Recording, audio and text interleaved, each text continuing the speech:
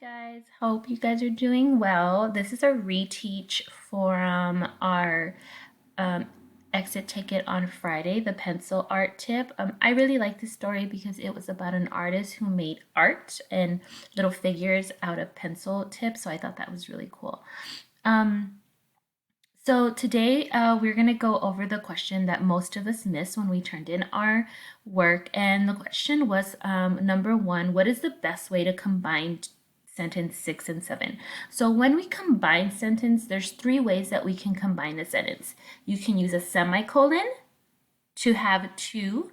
You can use a subordinating conjunction, or you can use a coordinating conjunction, which is our fanboys. So most of us were picking B, and yes, it was two complete sentences, but it was missing something. It either didn't have the semicolon, it didn't have a subordinating conjunction, or a coordinating conjunction. So let's read B and let's see. So it says, Getty learned how to carve his friends' names into pencils, and he would then give the pencils to his friends. So this right here, this is not a semicolon, it's just a comma.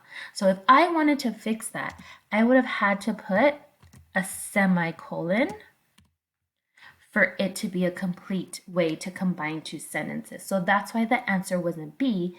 The answer was A, because if we look at A, you can see where they combine the two sentences using the correct way to combine the two sentences.